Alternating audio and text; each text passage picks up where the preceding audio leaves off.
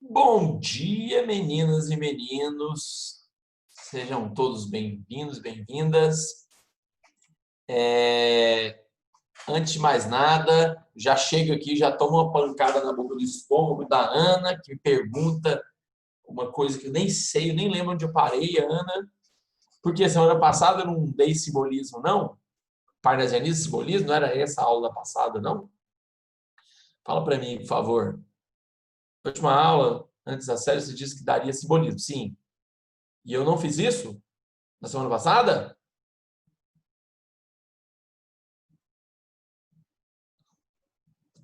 Então hoje eu tô... Ai, ai. Mas vocês viram parnasianismo, né? Antes. Parnasianismo vocês viram. Falta só simbolismo. Não, então tranquilo. Simbolismo eu faço hoje. Simbolismo é rapidinho, é coisa simples. É tranquilo. Tá? Só esperar os meninos chegarem aqui. Faltando 5 minutos para acabar a aula, eu gostaria que vocês me lembrassem, apesar de que eu sei que dá para lembrar. Alguém aqui joga tênis? Nessa, nessa sala? Vamos dar umas dicas.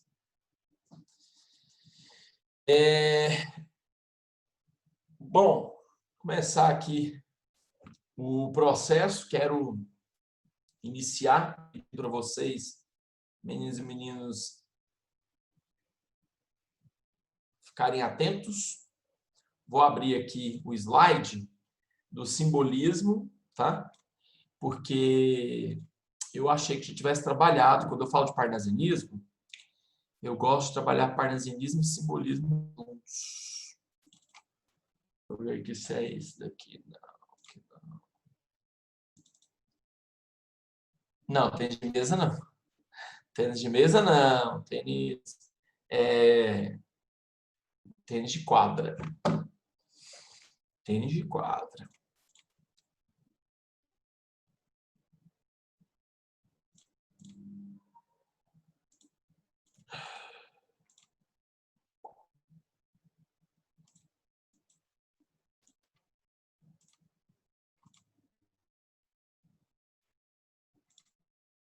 Não estou achando isso aqui. Pesquisa.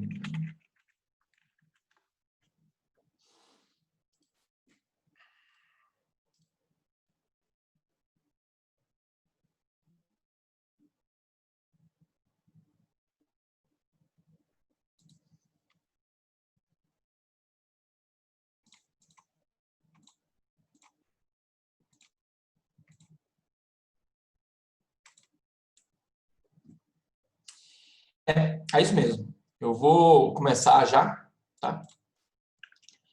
Vou mostrar para vocês um pouco do que vem a ser o simbolismo. Deixa eu só mudar o design aqui. Não, o design tá bom, tá? Geralmente eu gosto de pôr um design melhor. Ai, meu Deus do céu, que coisa. Hoje eu gosto de pôr um design melhor.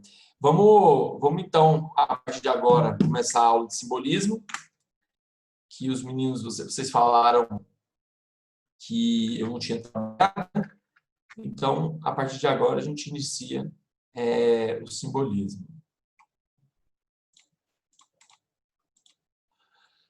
O simbolismo, no Brasil, surge a partir do ano de 1893, com a publicação do livro Missal e Broquéis, do autor Cruz e Souza. Cruz e Souza foi um dos maiores autores brasileiros daquele tempo, e eu acho que é interessante como funciona quando você começa a perceber, né, dentro desse sistema do simbolismo, você começa a perceber que o simbolismo tem uma pegada de psicanálise. Então, hoje nós vamos entrar um pouco no campo da psicanálise. Mais cedo, eu estava trabalhando com os alunos do primeiro ano e fui explicar para eles o que era inconsciente, subconsciente, e é a mesma coisa que eu vou fazer com vocês hoje, tá bom?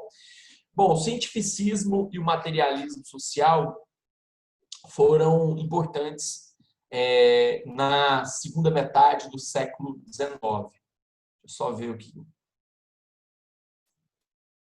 E o mais importante sobre esse aspecto é o fato de que esse progresso industrial passou por toda a Europa, e o Brasil vai chegar há pouco tempo, vai chegar muito tempo depois, mas começa a surgir uma sociedade burguesa, e que essa sociedade burguesa ela vai começar a procurar na literatura as bases do seu comportamento. E os próprios autores vão começar a criticar essa burguesia. Então, por isso que nós vamos ter realismo e naturalismo naquele período, no final do século XIX, que remete à realidade do povo que vivia naquele momento. Tá certo? O simbolismo vai representar poeticamente vai representar poeticamente, eu vou marcar texto aqui, fica mais fácil para mim, tá? Vai representar poeticamente a insatisfação contra esses acontecimentos. Então, o que é o simbolismo? O simbolismo é o período em que os autores se mostram insatisfeitos com essa sociedade burguesa e, o mais importante, com o racionalismo capitalista, tá certo? Então, o que é o simbolista? É uma reação ao capitalismo. É uma reação ao racionalismo. É uma tentativa de fugir dessa racionalidade, criar uma coisa mais sensorial, uma coisa mais sugestiva. Daí nós vamos ter aqui a ideia da sugestão e da perspectiva sensorial contra a explicação racional. Então, o que os autores querem, parando para pensar nesse aspecto, é romper com esse racionalismo capitalista. A civilização burguesa chegar a tal ponto de decadência e dissolução moral e espiritual que a vida se transformar em um grande mal-estar. Bom, esse período também é conhecido como decadentismo. O simbolismo é conhecido como decadentismo, tá certo? Por quê? Porque eles acreditavam que a literatura deveria mostrar algo que fugisse dessa objetividade. Daí, eles retomam grande parte das características do romantismo e, sobretudo, elas centradas nesse aspecto aqui, que é a subjetividade. Tá certo? Ok? A realidade adquire significados em função do que o indivíduo percebe dela. A poesia passa a ser vista como um esforço de captação e fixação das manifestações íntimas que sugerem no contato com o universo. Só para falar para vocês, eu não estou lendo slide, tá? Porque senão vai ser uma aula de leitura de slide. Mas eu acho importante o seguinte: essas divisões do que vem a ser o simbolismo, elas são muito importantes para se compreender bem esse processo, essa postura, esse modelo. Por que o simbolismo é tão sugestivo? Porque ele foge tanto à realidade moral, psíquica, e eles vão, sei lá, se preocupar muito, por exemplo, com suicídio, com coisas que não são, como, por exemplo, se você pega o parnasianismo, você vai perceber que o parnasianismo é totalmente racional, é muito racional, ao passo que o simbolismo não é absolutamente nada racional. Então, essa é uma postura simbolista que passa a ser visto como um esforço de captação e fixação das manifestações íntimas, daí a subjetividade, que surgem no contato com o universo. Essa postura é radicalmente contrária aos postulados materialistas e cientificistas do realismo naturalista. Então, quer dizer, eles são contrários ao cientificismo realista e ao materialismo realista naturalista. Ok? Tá certo? Para os quais os dados do mundo físico e social tinham existência própria, analisável, por quem adotasse uma postura objetiva de observação. Vamos ver. Bom, quando a gente pensa em simbolismo, a primeira coisa que vem à cabeça, acho que é o mais claro para todos nós, é a ideia da subjetividade simbolista. Se você não lembra o que é subjetividade, eu vou tentar descrever para vocês com alguma coisa aqui. Subjetividade. Bom, legal. Tá um negócio? Isso é uma raquete. Certo? Beleza. Ela é fisicamente descritível. Posso dizer que ela é de um tamanho médio, basicamente uns 35 centímetros, 40. ela é de cor verde com preto, tem o cabo rosa, ela é anatômica e forte. Pronto, acabei de escrever. Poderia descrever mais, isso é objetivamente. Mas quando eu descrevo subjetivamente um objeto objetivo, eu começo a falar de coisas que têm a ver muito mais comigo do que com o objeto. Então eu digo, essa raquete me lembra a primeira vez em que eu estava sentado na rua. Você entende? São coisas subjetivas. São características que não são objetivas. E são características pessoais, que não vêm ao caso, por exemplo, de uma poesia. Uma poesia, ela geralmente deveria ser subjetiva. De repente, vem o parnasianismo e transforma tudo em algo objetivo. Então, os simbolistas olhavam para o parnasianismo e falavam assim, velho, que ridículo, imagina um poema sobre isso daqui. Ela era anatômica. Suas formas relembravam o contorno feminino. Gente, é ridículo descrever uma coisa objetivamente numa poesia. Para isso existe, sei lá, para isso existe a descrição, para isso existe o jornalismo descritivo. Poesia não deveria se centrar nisso. Esse era o pensamento dos subjetivistas simbolistas. Daí vem. O simbolismo explora o espaço íntimo e intuitivo. Então, muito centrado na intuição do ser humano. Retomando algumas posturas românticas, justamente aquelas que enfatizavam. Anota. O sonho, a loucura e a liberdade existencial. O sonho, a loucura e a liberdade existencial. Certo? Liberdade existencial. Os simbolistas, contudo, repudiam o tom confessional de certos românticos que transformam muitas vezes a literatura em verdadeiros desabafos sentimentais. A subjetividade simbolista não se confunde com essa atitude. O que valoriza agora é a capacidade do indivíduo de perceber os dados do universo que superam os limites do mundo físico inexplicável pela ciência. Agora eu explico isso para vocês, que esse é o ponto. Outro aspecto, que para mim não faz sentido, outro aspecto importante é exatamente a perspectiva centrada em uma imagem simbólica. O simbolismo, sim, toda a poesia do simbolismo é centrada em símbolos, em simbologias. Mas é espirituais também. Mas pode ser físico? Pode. Um elemento de simbologia é a tal da Torre de Marfim. Eles adoravam falar dessa Torre de Marfim. Em quase todos os poemas simbolistas, em determinado momento, tinha ali uma Torre de Marfim. Branca, distante, isolada.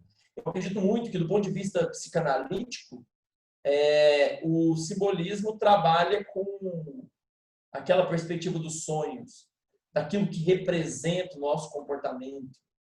Bom, essa acentuada valorização da liberdade, do espaço subjetivo do ser humano, tende a transformar o contato com a realidade social opressiva num processo angustiante. Pausa.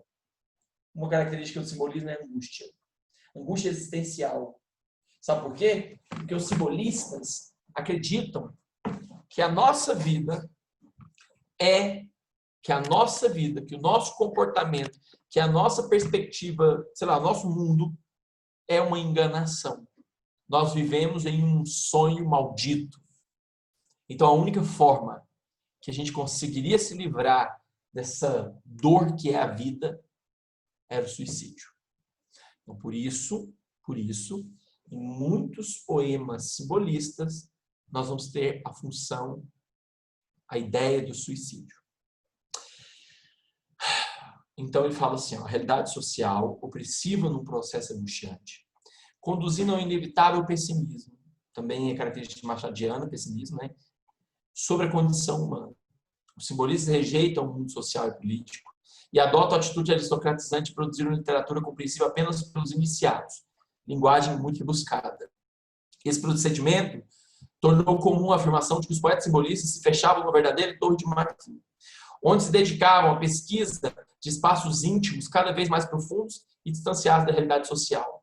Eles eram chamados de nefelibatas. Tá certo? Eles viviam nas nuvens. Habitantes das nuvens. É um termo utilizado para designá-los. Então, havia realmente essa perspectiva, chamando eles de nefelibatas, porque eles viviam nas nuvens. Eu não vou ler isso, não vou ler isso, porque essas partes depois eu passo a para vocês, não faz muito sentido para eu explicar, porque já são coisas que eu já falei. E aí, vamos ao ponto onde isso me chama muita atenção. A expressão desses conteúdos vagos é fluida e plurivalente. Bom, por quê? Exploram-se as qualidades musicais. Uma característica importante do simbolismo é a musicalidade, tá certo?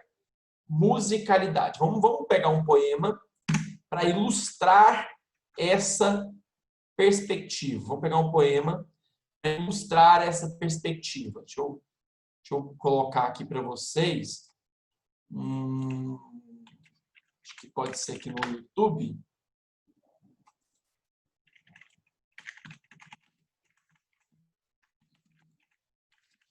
Só ver quem a pessoa vai ler esta aqui.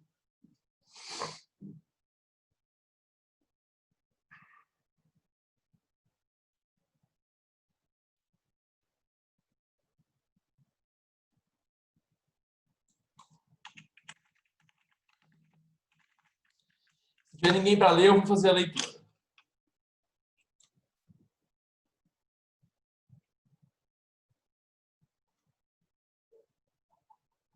Tem uma apresentação teatral que eu acho que vai ser bom. Não é tão bom quanto a minha leitura, mas eu vou mostrar para vocês. Eu realmente leio melhor que esses caras todos, mas eu estou preguiça hoje. De verdade. Qual que é a pergunta? Professor, seria característica abstrata? Seria. Quase descreveu Matrix. Mais ou menos isso. Vamos lá. Presta atenção nesse... O poema chama Acrobata da Dor.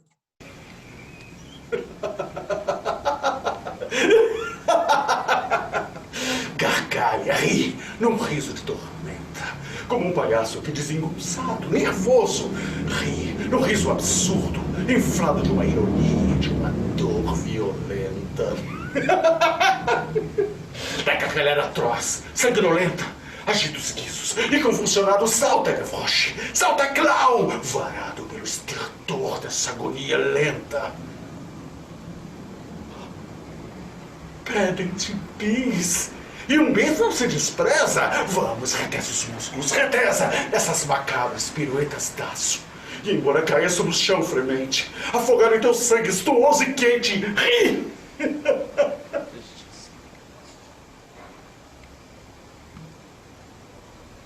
Coração.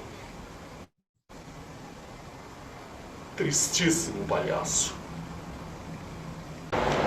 Muito bom. Eu acho que essa expressão dele, né? Não sei se vocês conseguiram pegar. Eu leio melhor, mas depois eu vou ler outro poema dele, porque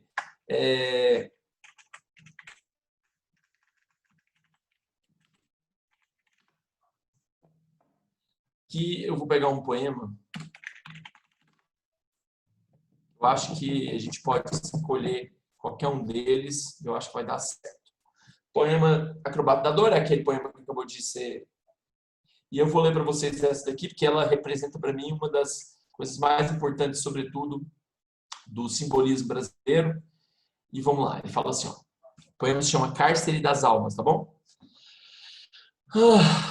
Toda alma num cárcere anda presa, soluçando nas trevas entre as grades, do calabouço atroz, olhando imensidades, mares, estrelas, tarde, natureza. Tudo se veste de uma igual grandeza, quando a alma entre grilhões as liberdades sonha, e sonhando as imortalidades rasga no etéreo espaço da pureza. Ó almas presas, mudas e fechadas, nas prisões colossais abandonadas, da dor do calabouço atroz, funéreo. nesses silêncios solitários e graves, que chaveiro do céu possui as chaves para abrir-vos as portas do mistério? Esse poema eu poderia explicar o acrobata da dor, que pode ser uma explicação também interessante, mas eu posso também descrever esse poema, que para mim é um dos que mais representam o simbolismo. Quando ele diz que toda alma num cárcere anda presa, significa, o aluno falou do Matrix, e agora eu vou falar que ele tem razão. Fiz o D. Duarte, né? D. Duarte, não sei, Daniel Duarte. Ele fala do Matrix, e é engraçado, porque no Matrix, qual que é a ideia do Matrix, né? O Neo é o escolhido, mas assim, esquece que ele é escolhido. Alguém chega e propõe para ele e pede para ele escolher o caminho, as duas pílulas, né? Ele vai escolher continuar naquela realidade que ele vivia, ou ele vai se libertar e descobrir a verdade sobre si mesmo. E quando ele descobre a verdade, o mundo é muito pior do que aquele que foi criado pela máquina. Muito pior. O mundo é uma desgraça. O mundo é horrível. O mundo, as pessoas lá como em mingau, enquanto na vida dos sonhos, você pode pensar também na Caverna de Platão, a nossa vida era melhor. Aqui no poema, ao contrário. A vida que a gente vive é ilusão, sim, mas é pior do que a vida verdadeira. Lá no Matrix, não, né? A vida verdadeira é bem ruim, e por isso os computadores foram criados para ver se melhoravam, teoricamente, a vida do ser humano. Mas o ponto que eu acho assim, que chama muita atenção nesse sentido, e aí eu acho que rompe com essa ideia, é o fato de que esse poeta, ele pensa na sua alma, que a alma está presa dentro do corpo, e a única forma que tem de se libertar é a morte. Por isso que ele fala, qual chaveiro do céu possui as chaves para abrir-vos a porta do mistério? Quer dizer, quem é Deus que pode me libertar dessa vida desgraçada? Mas você tem que entender uma coisa, e aí eu entendo o Cruz de Souza perfeitamente. O Cruz de Souza, meu aluno, ele era negro numa sociedade que tinha acabado de abolir a escravidão. Galera, ser negro no Brasil hoje, em 2020, é muito perigoso, é muito difícil e é muito miserável em geral, porque você não tem muitas oportunidades. Em geral.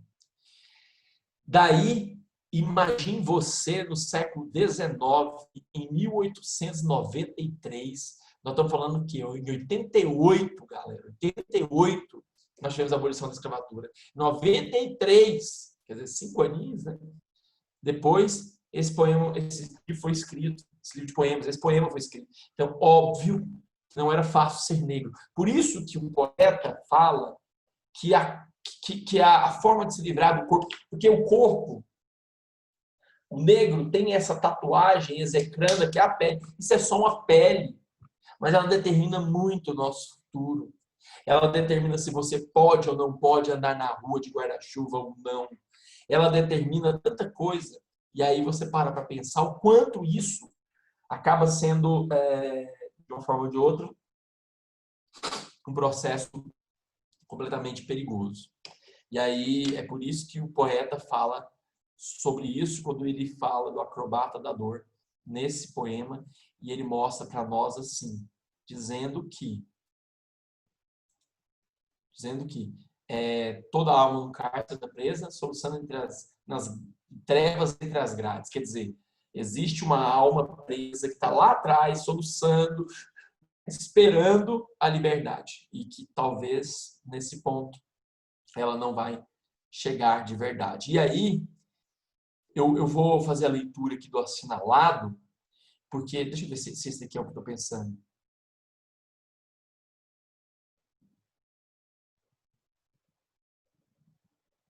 Aqui é o poeta falando dele mesmo. Aqui, ó, esse daqui é um poema que é interessante para a gente avaliar esse aspecto do simbolismo. Ele fala assim, ó, livre. Ser livre da matéria escrava. Ó, ser livre diz daqui, ó, não sentir dor. Arrancar os grilhões que nos flagelam e livre penetrar nos dons que selam a alma e lhe emprestam toda etérea lava. livre da humana, da terrestre baba, dos corações daninhos que regelam quando os nossos sentidos se rebelam contra a infâmia bifronte que deprava. Livre, bem livre para andar mais puro, mais junto à natureza e mais seguro do seu amor, de todas as justiças. Livre para sentir a natureza, para gozar na universal grandeza, fecundas e arcangélicas preguiças. Então aqui eu achei esse poema, não precisa explicar muito, mas aqui ele diz que o sonho do ser humano, a liberdade do poeta simbolista, está centrada em poder se libertar desta vida material para gozar na universal grandeza, fecundas e arcangélicas preguiças. O ser humano não foi dado a preguiças, né? A gente não pode ter preguiça. A preguiça não é uma coisa bem vista por nós. Eu acho engraçado, tem uma brincadeira que o pessoal anda postando aí, mostrando o seguinte, eu acho muito engraçado, que mostra um cara em 2019 sentado, assistindo televisão com a barriga grandona, aí alguém fala assim, escreve, preguiçoso. Aí mostra um cara em 2020 sentado, aí fala assim, consciente. Muito engraçado. É que agora a gente está precisando ficar em casa, né, cara? Assim, deveria estar precisando ficar em casa, mas a galerinha não quer ficar em casa. Eu entendo também, né? É difícil querer ficar em casa é ruim demais, credo. Mas, se a gente pudesse ficar em casa, a gente já estaria muito melhor, né? Do que essas 100 e tantos billboards que estão acontecendo no Brasil, credo. Nossa, desculpa. Então, esse é um ponto que a gente precisa avaliar, tá certo? Bom, vamos voltar lá para o slide. Vou dar um F5 aqui e vou charar. Não, charaf. Alguém tem alguma pergunta? Se alguém tiver alguma pergunta, fala. Bom, isso aqui eu não vou falar. Eu quero falar sobre o inconsciente freudiano. Id, ego, superego, consciente e inconsciente, que vão culminar na poesia simboliza. Para isso, mais uma vez, vou ter que abrir de novo um vídeo no YouTube. Tem um vídeo muito bom que explica exatamente o que é id, ego e superego de uma forma bem didática.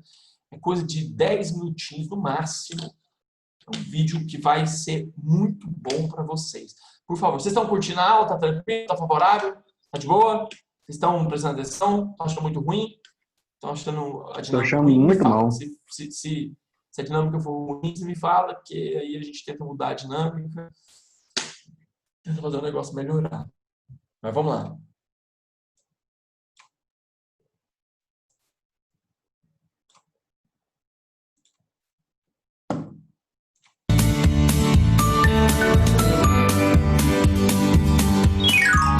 No vídeo anterior, conhecemos a teoria topográfica de Freud, que divide a consciência em 3 sistemas: o consciente, o pré-consciente e o inconsciente.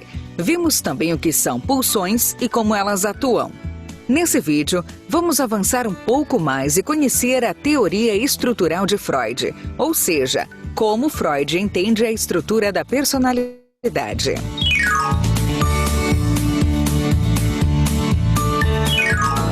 Freud percebeu que seus pacientes apresentavam inúmeros conflitos internos e muitas vezes lidavam com tais conflitos realizando certos acordos psíquicos para tentar aliviar a ansiedade gerada pelos conflitos e manter algum nível de conforto mental. De acordo com Freud, a nossa psique, ou nossa mente, tem como principal meta preservar ou recuperar um certo nível de equilíbrio interno que lhe permita minimizar o desprazer e maximizar o prazer. Essa tarefa é levada a cabo pelo relacionamento dinâmico entre os 3 componentes básicos da psique: o id, o ego e o superego. Vamos conhecê-los melhor.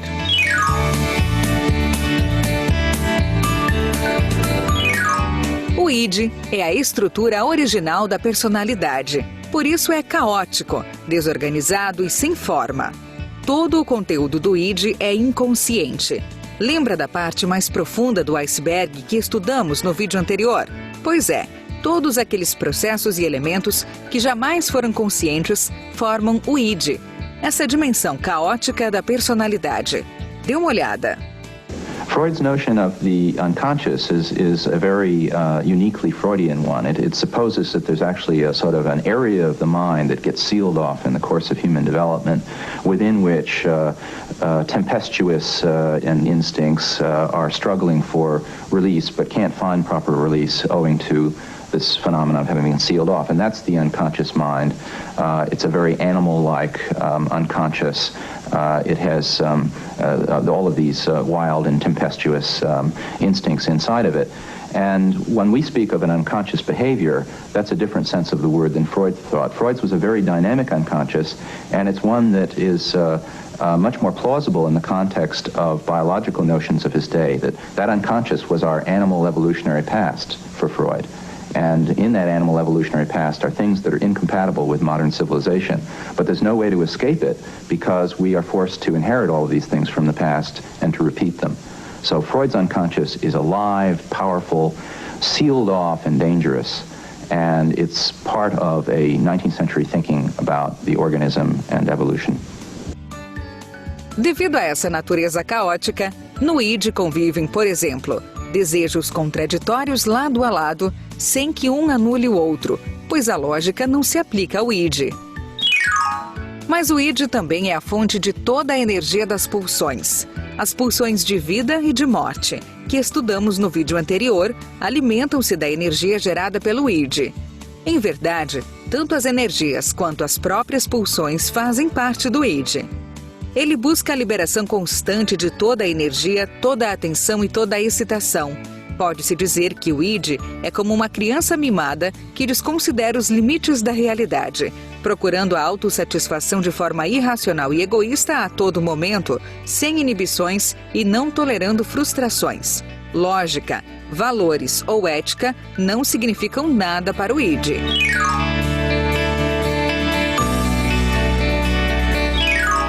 O ego é uma estrutura da personalidade que se desenvolve a partir do id, na medida em que o bebê vai tomando consciência de sua própria identidade. A função do ego é a de procurar atender e ao mesmo tempo aplacar as exigências constantes do id, preservando a saúde, a segurança e a sanidade da psique. Como o id é incapaz de lidar com a realidade externa, o ego, que é lógico e racional, cumpre essa função, fazendo o meio de campo entre o mundo interno e o mundo externo. A energia utilizada pelo ego é extraída do id. O ego, segundo Freud, se esforça pelo prazer e tenta evitar o desprazer, mas ele faz isso considerando as limitações e as oportunidades que são postos pela realidade externa, controlando as exigências do id e avaliando como, quando e se elas devem ser satisfeitas. Em poucas palavras, o id funciona segundo o princípio do prazer. O ego funciona segundo o princípio da realidade, separando o desejo da fantasia.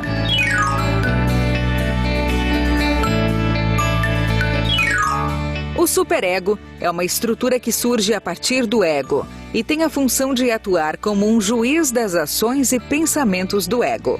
É no superego que residem os códigos de conduta aprendidos no convívio social, as inibições e os ideais. O superego age no sentido de proibir ou limitar certos pensamentos e atitudes.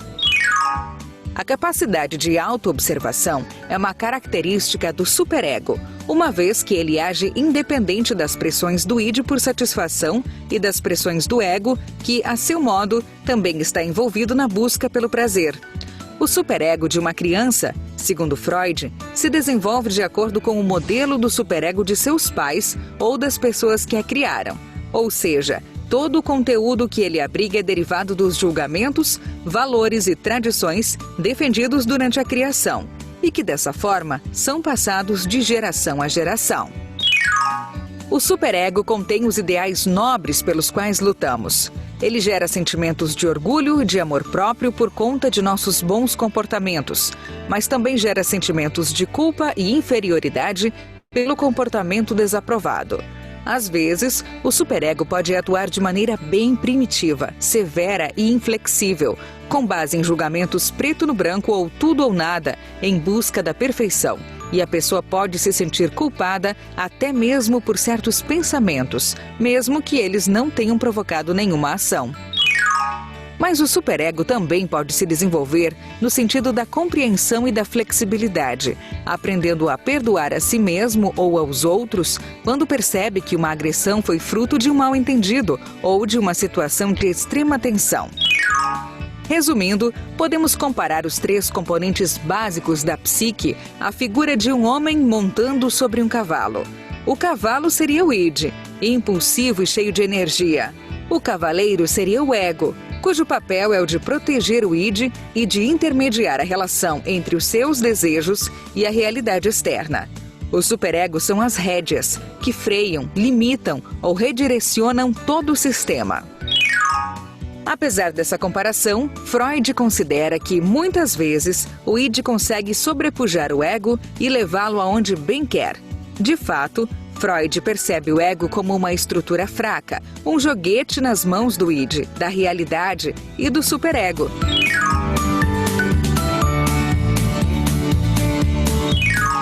Como vimos, do id surge o ego para lidar de forma realista com as exigências do id, considerando a realidade externa. O superego, por sua vez, emerge do ego como um freio moral, um juiz que controla a flexibilidade do ego. E como isso se relaciona com aquele iceberg do vídeo anterior que representa sua consciência e é dividido em 3 partes: consciente, pré-consciente e inconsciente?